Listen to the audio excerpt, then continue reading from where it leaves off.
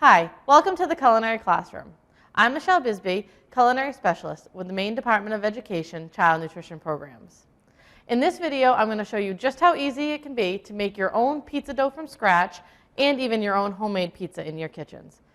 The great thing about making pizza dough from scratch is you can actually make it in a very large batch, keep out what you need for that day or the next day's production, and freeze the rest of the dough for future use. So let's go ahead and get started. For this recipe, we're going to take our nice warm water, not over 110 degrees, but between about 100 and 110 is ideal for growing the yeast. We're going to take that water, our yeast, and our sugar and place it right in our mixing bowl and let that yeast start to grow. We want to make sure the yeast has a chance to develop before we start adding the other ingredients, because ingredients like salt can actually inhibit the growth of the yeast. So while that is doing its thing, we're going to go ahead and get our dry ingredients together. So for this recipe, we're going to use a white whole wheat flour and an all-purpose flour. That way we ensure that we have a whole grain rich pizza dough. We're going to go ahead and turn on that scale, put our bowl that we're measuring into right on top there, and then zero it out. So the first thing we're going to do is grab our white whole wheat flour, and we're going to measure out 5 cups of this. You're going to take your scoop, scoop it right into here, level it off, and go right in the bowl. That's 1, 2,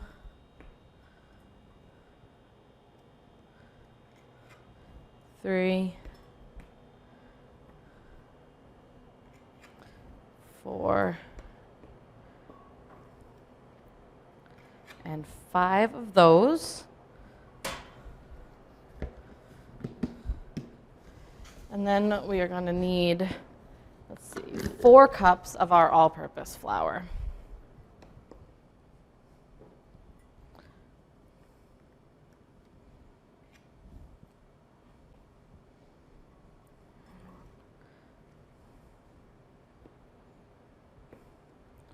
There's 2.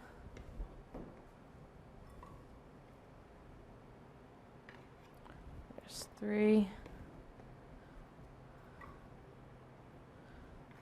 And there's 4.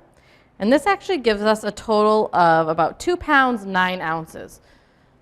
So when I go and adjust this recipe to the size that I would want to use, I'm going to go ahead and use the weight instead of the volume.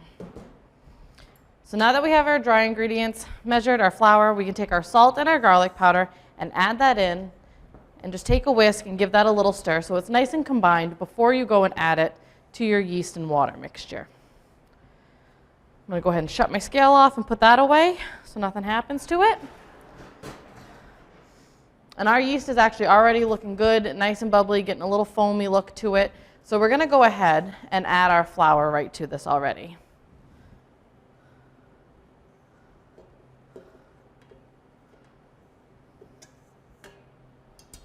Okay.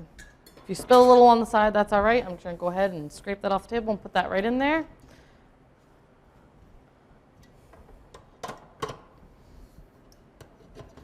Make sure you snap that bowl right in the back. Get your dough hook on there. And you're going to want to add your oil at this time as well.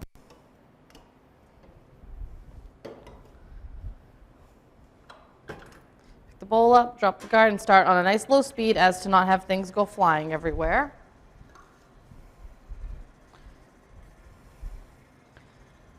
Once you see it starting to really incorporate, you can go ahead and pick the speed up just a little bit.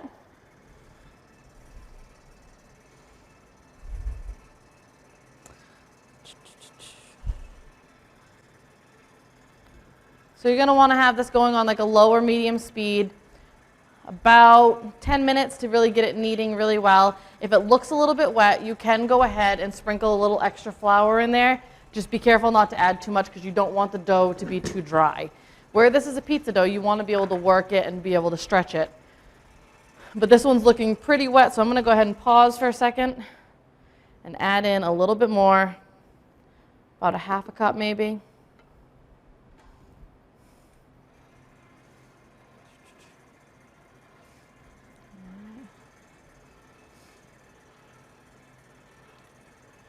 All right, you can already see the change in the appearance of the dough. It's starting to pull away a little bit more, so that's great. So I'm going to keep working this, let it go for about 10 minutes till it kneads up really nice and smooth, and we'll be right back with you.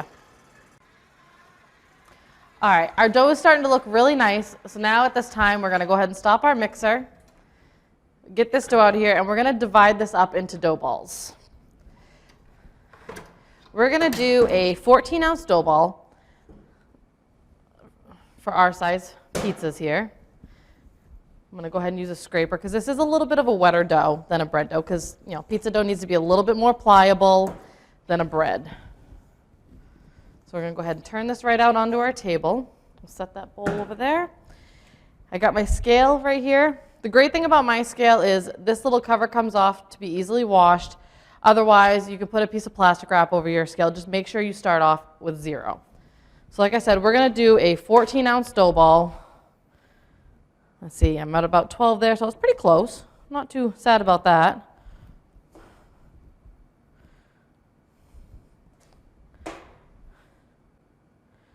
Take a little bit off. Right there is really close to about 14.2 ounces. So with your dough balls, you want to divide them and you want to shape them and set them aside. We'll keep dividing that up.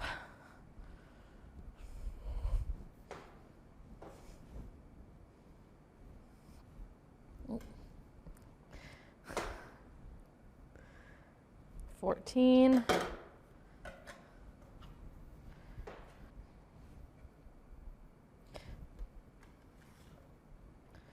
All right, we got a little bit extra. So these dough balls are going to end up being a little bit over 14. I got 1, 2, 3, 4, 5, 6. So I'll just divide this up into 6 even pieces and give each one a little bit extra dough. So like I said, you want to divide these up. You want to make them into nice smooth balls. If you have ice bags or what they call bread bags, you can put them into those and freeze them for future use. I do not, so I'm going to go ahead and wrap up in plastic wrap. And I'm going to do a couple layers just to make sure they stay really nice.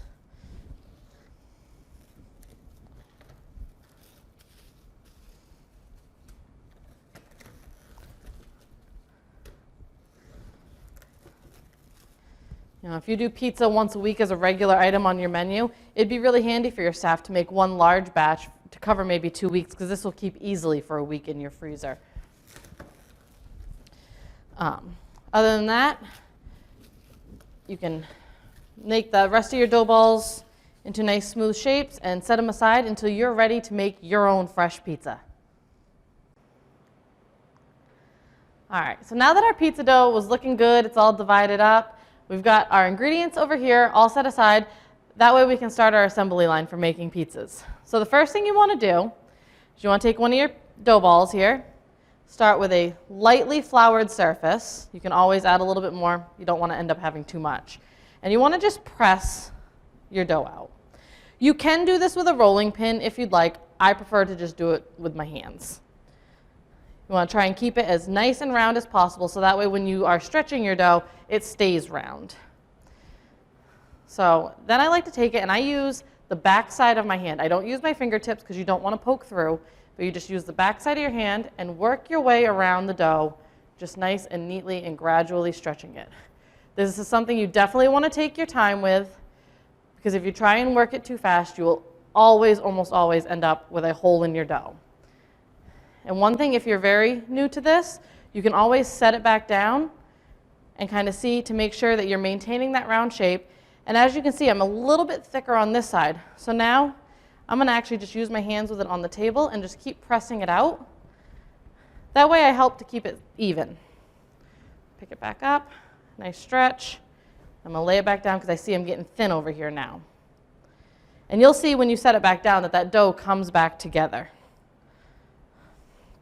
Once you think you've gotten to about the thickness you want it to be, keep in mind you want it a little bit thin in the center with a little bit more to the outside. That way you get a nice crust on the outside. And if it's too thick in the middle, it'll take a little bit longer to bake. You might end up with a doughy pizza. Now, generally, if you're making this in your kitchen, having cornmeal on hand can be really helpful. I don't have any here, so I have a parchment-lined sheet pan. I put a little pan spray and just lightly dust it with flour. to keep the pizza from sticking in the oven. And I'm going to go ahead and put my dough right on the parchment here. And make sure I work it back into that nice round shape. Because anytime you pick it up, you'll lose its shape a little bit. And as you see when I did, I got a little tear in here, but that's okay. If you just pinch it back together, it'll be just as good as all the rest of the pieces of dough. All right. So now that we have our nice pizza shape here, I'm going to go ahead and get started with my ingredients. I got my sauce, I got my cheese, and for this one we are going to put a little bit of pepperoni on it. So I'm going to use a disher just so I know my measurements. If you have a spoodle, those are great because you can actually use that spoodle to get your measurement and then use the backside to help spread out your sauce. And I'm going to give it a half a cup of sauce. And I'm going to use the backside of my disher just to help spread it out nice and evenly. If you think you want a little bit more, that's fine. Right here, I'm going to end up with a total of about 3/4 of a cup of sauce on my pizza. Just want a nice even spread. You can choose to go all the way to the edge of the crust if you want. I like to leave a little bit of space so it gives the kids somewhere to hold on to without sauce on their hands. All right. In this dish, I have about 4 cups, so I'm going to use about half of that on this pizza here, so it'll give me 2 cups total, or 8 ounces of mozzarella cheese. And I just sprinkle it. I tend to stay towards the middle because I can always take my hands and push it out. I don't think I got quite half, so I'm going to go in and grab a little bit more.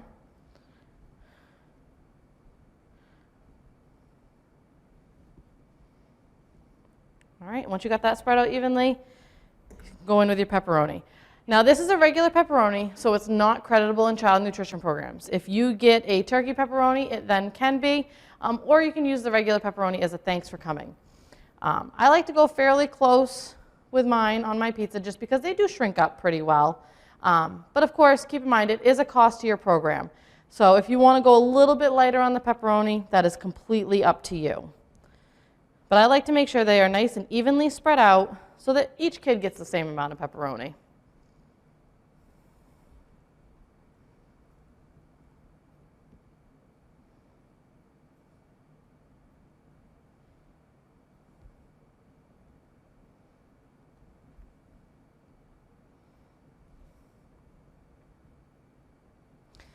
Once you get all your toppings on your pizza, you can go ahead and put this on a rack and put it in the fridge until service, or go right straight into the oven and cook it until it's golden brown and delicious.